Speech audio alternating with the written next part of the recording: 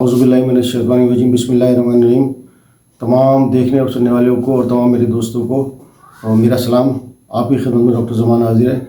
और आज मैं जो टॉपिक लेकर आया हूँ वो गैल ब्लैडर स्टोन है कि पित्ते की पथरी। ठीक है, और ये पित्ते की पथरी क्यों बनती है, किस वजह से बनती है, ये गैल ब्लैडर स्टोन क्यों हो जाता है, इसकी क्या वजूहत होती हैं और गैल ब्लैडर क्या है और ये इसका क्या फ़ंक्शन है, इस हवाले से मैं बात करूँगा। और फिर उसके बाद जो होम्योपैथिक ट्रीटमेंट है वो बताऊँगा।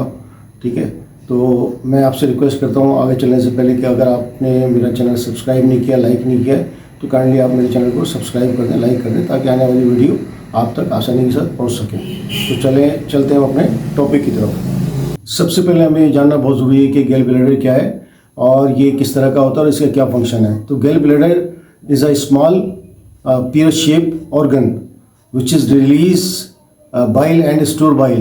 ठीक है ना, जब हमें हमारे मतलब जिस्म को बाइल की ज़रूरत होती है, जब हमारे पेट के अंदर जब हम खाना खाते हैं और खाना हजम करने के लिए हमारे निज़ाम हाज़मा को बाइल की ज़रूरत होती है, तो ये बाइल रिलीज़ करता है और स्टोर करता है।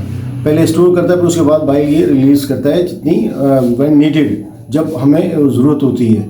तो इसका काम ये है कि हम दूसरे लफ्ज़ों में हम इसको ये कह सकते हैं कि गैल bladder is a reservoir of the bile, कि वो अपना बाइल का ज़ख़ीरा करता है अपने अंदर। और इसका जो साइज़ होता है वो approximately 1 inch wide and 3 inches long. और ये मतलब जो नाशपाती होती है उसकी तरह का होता है। और इसके अंदर बाइल और क्या नाम वेस्ट मटेरियल जो होता है लीवर का, उसमें जमा होता है बाइल की सूरत में, प्लस और कोलेस्ट्रॉल की सूरत में ही जमा होता है। और अपना जो अपना बाइल होता है इसके अंदर, प्लस बाइल साल्ट इसके अंदर होता है। तो जब हम खाना खाते हैं तो हमारे जिस्म को मतलब खाने को हजम करने के लिए ये बाइल की ज़रूरत पड़ती है। और फिर वो जब बाइल की नेक खुलती है और उस पर से जो ड्रॉप हैं बाइल के, वो हमारे मैदे के अंदर जाते हैं और हमारे खाने को हजम करते हैं। और उसमें एक प्रोसेस होता है, उस प्रोसेस के ज़रिए ये खाना हजम होता है। बाइल जो जमा होती है और उसका कलर क्या होता है, लोग ये भी जानना ज़रूरी समझेंगे कि उसका कलर क्या होता है। उसका ग्रीनिश येलो होता है और वो अपना पित्ते के अंदर जमा होता रहता है बाइल। अच्छा, हमारा जो लीवर है वो अपना प्रोड्यूस करता है बाइल, और प्रोड्यूस करने के बाद वो गैल ब्लैडर के अंदर मतलब भेजता है, तो वो स्टोर होता रहता है। और जब गैल ब्लैडर का फंक्शन अगर ख़राब हो जाए, उसके अंदर जो है ना कोलेस्ट्रॉल और आपका ये क्या बाइल साल्ट जमा हो जाए और जो एम्प्टी सही तरह ना हो गैल ब्लैडर, तो फिर वो उसके अंदर वो सारी चीज़ें स्टोर हो जाती हैं। फिर स्टोर जब होती हैं तो वो आहिस्ता आहिस्ता धीरे धीरे वो अपना गैल स्टोन की तरफ चला जाता है। तो फिर उसके अंदर स्टोन बन जाते हैं, किसी के एक स्टोन होता है, किसी के मल्टीपल स्टोन होते हैं। तो वो फिर वो अपना यही वजह होती है कि अगर वो एम्प्टी ना हो और अपना मतलब सही तरह उसका फंक्शन सही ना हो लीवर का और ये इसका गैल ब्लैडर का, तो फिर वो उसके अंदर बाइल स्टोर होने लगता है और धीरे धीरे वो कोलेस्ट्रॉल का स्टोन बनना शुरू हो जाता है। और क्या नाम उसका बाइल साल्ट का जो है ना स्टोन वो भी बनना शुरू हो जाता है।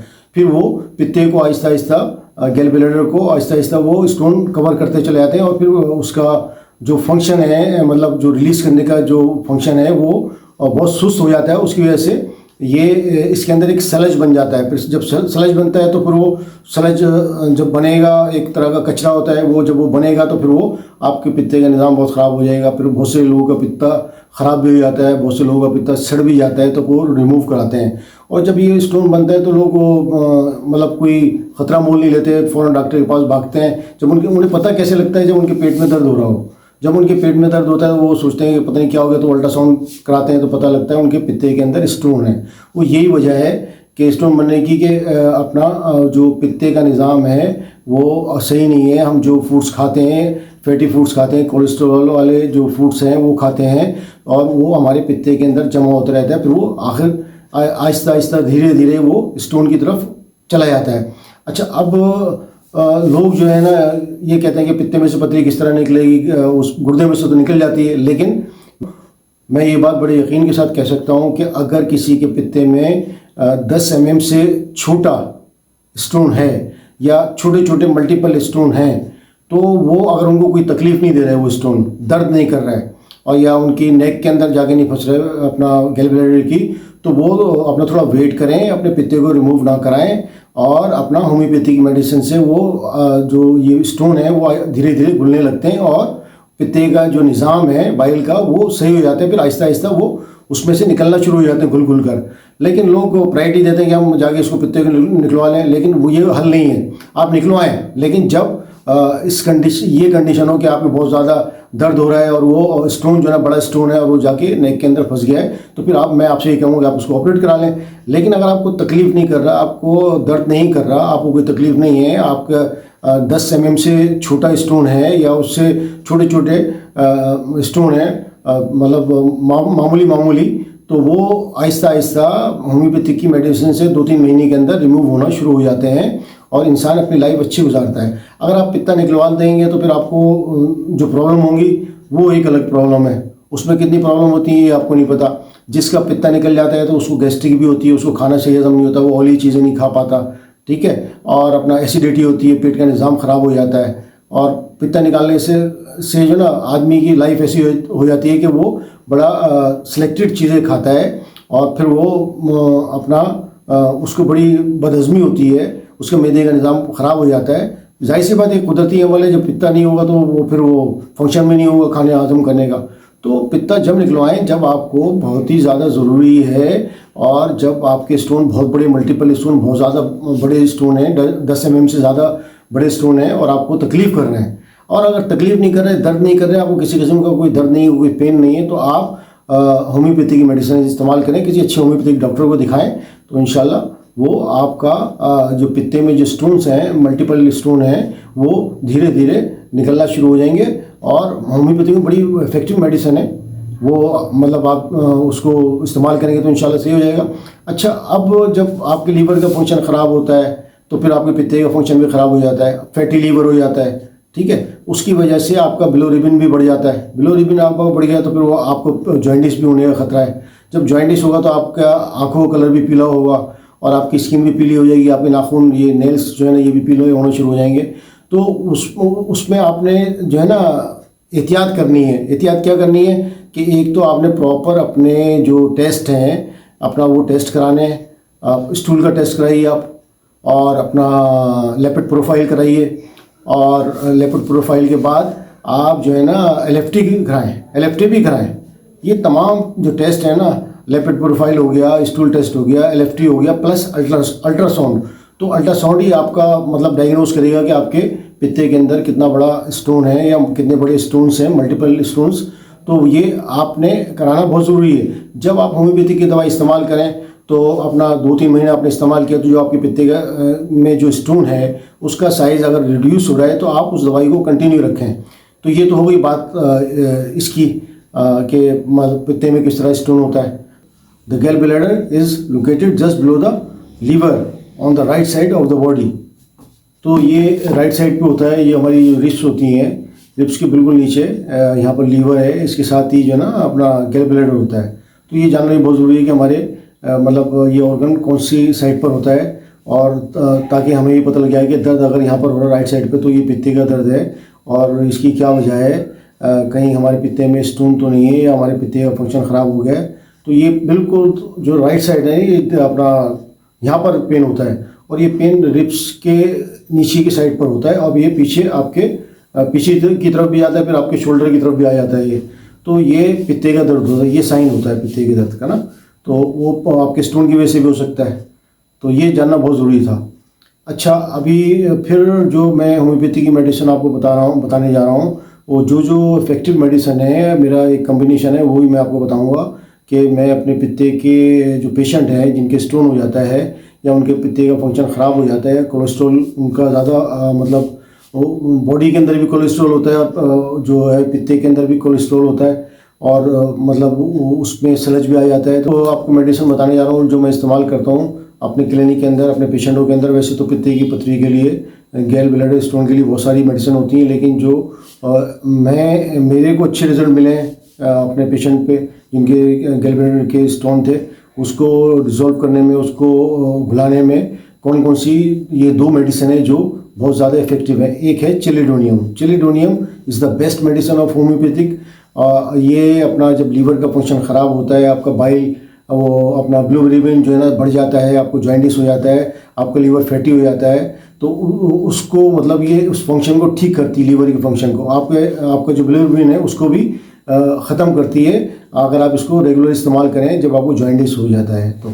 तो ये अपना चेलिडोनियम क्यू के जो है अपना कितने आपने ड्रॉप लेने, 10 ड्रॉप लेने। और दूसरा जो मैं आपको मेडिसिन बता रहा हूँ वो है अपना बर्बरीज क्यू। बर्बरीज क्यू किडनी में भी इस्तेमाल आती है, किडनी के जो स्टोन होते हैं उसमें भी इस्तेमाल होती है, दूसरी डिजीज़ में भी इस्तेमाल होती है। और इसका जो काम होता है, जो स्टोन होता है किडनी का उसको घुलाकर बाहर निकालती है बर्बरीज क्यू। तो बर्बरीज क्यू जो है ये बेहतरीन मेडिसिन है पित्ते की पथरी के लिए अपना, और किडनी के स्टोन के लिए, और गैल ब्लैडर स्टोन के लिए। तो आपने इसको किस तरह इस्तेमाल करनी है वो उसका मैं तरीका आपको बता रहा हूँ कि आप इसको सुबह दोपहर शाम 10-10 ड्रॉप आपने इस्तेमाल करने हैं। किस तरह?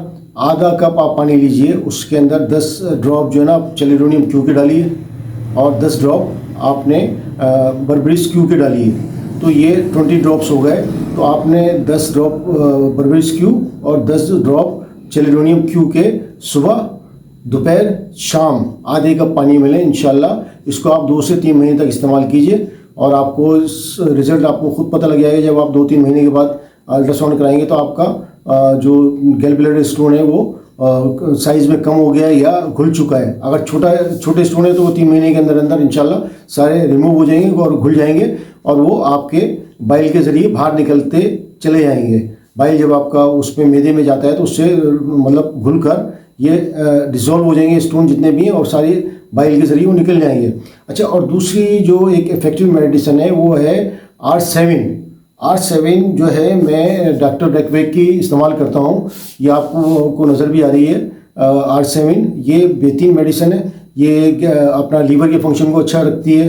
लीवर का अगर फंक्शन ख़राब हो जाए जिसकी वजह से गैल ब्लैडर के अंदर स्टोन बनते हैं उसको अच्छा करती है लीवर के फंक्शन को, और गैल ब्लैडर स्टोन को गलाने में भी बहुत काम आती है। R7 डॉक्टर रेकवेक की इस्तेमाल करें आप। उसको किस तरह इस्तेमाल करना है? वो 10 ड्रॉप सुबह, 10 ड्रॉप शाम आपने आधे कप पानी में उसको इस्तेमाल करना है। जिन पेशेंट के पित्ते के अंदर पथरी है, गैल ब्लैडर के अंदर स्टोन है, चाहे एक स्टोन है या मल्टीपल स्टोन्स हैं, ये स्टोन की तादाद जो है ना 10 भी हो सकती है, 20 भी हो सकती है। यानी कि ये समझिए मैंने तो 51 भी स्टोन देखे हैं, 51 स्टोन्स भी मैंने देखे हैं पेशेंट के, और अपना वो छोटे छोटे मल्टीपल स्टोन थे।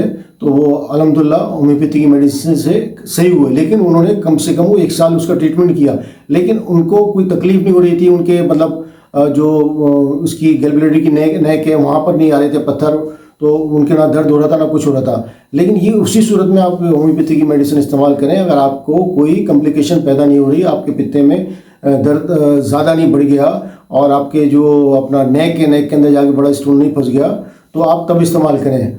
तो इसके बेहतरीन फ़ायदे हैं, और आहिस्ता आहिस्ता वो आपके स्टोन घुलने लगेंगे। लेकिन अगर खुदा ना खास्ता वो बड़ा स्टोन जो है जो 10 mm से छोटा है और वो आपकी नेक के अंदर गैल ब्लैडर की नेक में फंस गया, तो फिर आप अपने किसी अच्छे डॉक्टर के पास जाएं, सर्जन के पास जाएं। अगर वो आपको पित्ता रिमूव करने के लिए कहते हैं तो फिर आप रिमूव कराएं। अदरवाइज़ आपको पित्ता जो है ना गैल ब्लैडर रिमूव कराने की ज़रूरत नहीं है। आप एक दफ़ा होम्योपैथी की जो मेडिसिन है जो मैंने आपको बताई ये आप इस्तेमाल कीजिए, 3 महीने तक इस्तेमाल कीजिए। फिर 3 महीने के बाद आप अल्ट्रासाउंड कराइए। जब आप देखें कि अल्ट्रासाउंड में इसका साइज़ कम हो गया है तो फिर मज़ीद और इसको और बढ़ाइए, और फिर 2-3 महीने के बाद फिर आप जो है ना अपना वो अल्ट्रासाउंड कराइए। इंशाल्लाह ये आपके सारे जो स्टोन हैं, या अगर एक स्टोन है तो ये विदिन 2 और 3 मंथ्स में ये रिमूव हो जाएगा। छोटे छोटे भी स्टोन है वो भी 3 से 4 महीने में इंशाल्लाह रिमूव हो जाएंगे। लेकिन आपने मेडिसिन के साथ साथ जो है ना अपने एहतियात भी करनी है। अच्छा, इसका डाइट प्लान तो बहुत लंबा है, मैं अगली दफ़ा आपको डाइट प्लान भी बताऊँगा। लीवर का ये अपना गैल ब्लैडर के स्टोन के लिए कौन कौन सी आपको चीज़ें खानी चाहिए और कौन सी नहीं खानी चाहिए वो मैं आपको बताऊंगा। वीडियो बहुत बड़ी हो जाएगी इसलिए मैं बताना नहीं चाह रहा, लेकिन आपसे तो ये कहूँगा कि आप ऑयली चीज़ें और जिसमें फैट ज़्यादा है, कोलेस्ट्रॉल वाली चीज़ें आप ना खाएं, उससे आप अवॉइड करें, तो आप बहुत जल्दी धीरे धीरे आप सही होना शुरू हो जाएंगे और आपका गैल ब्लैडर के जो स्टोन है वो रिमूव होना शुरू हो जाएंगे। अगर आपको मेरी ये वीडियो पसंद आई तो काइंडली मैं आपसे फिर दोबारा रिक्वेस्ट करता हूँ कि आप मेरे चैनल को सब्सक्राइब करें, लाइक करें और शेयर करें, ताकि आने वाली वीडियो आप तक आसानी के साथ पहुँच सकें। और ये चैनल मेरा तमाम लोगों के लिए फ्री है, गरीबों के लिए फ्री है, सबके लिए फ्री है। कोई अगर मुझसे एडवाइस लेना चाहते हैं तो मैं फ्री ऑफ कॉस्ट एडवाइस बताता हूँ और मेडिसिन बताता हूँ। बस उससे मेरी रिक्वेस्ट है कि वो मेरे चैनल को सब्सक्राइब कर दे, लाइक कर दे और शेयर कर दे और एक स्क्रीनशॉट मुझे भेज दे। इस दुआ के साथ मैं आपसे इजाज़त चाहता हूँ। दुनिया में जितने भी लोग बीमार हैं या अल्लाह उनको सेहत कुल्ली अता फरमा दीजिए। आमीन सुमा आमीन। अल्लाह हाफिज़। अस्सलाम वालेकुम।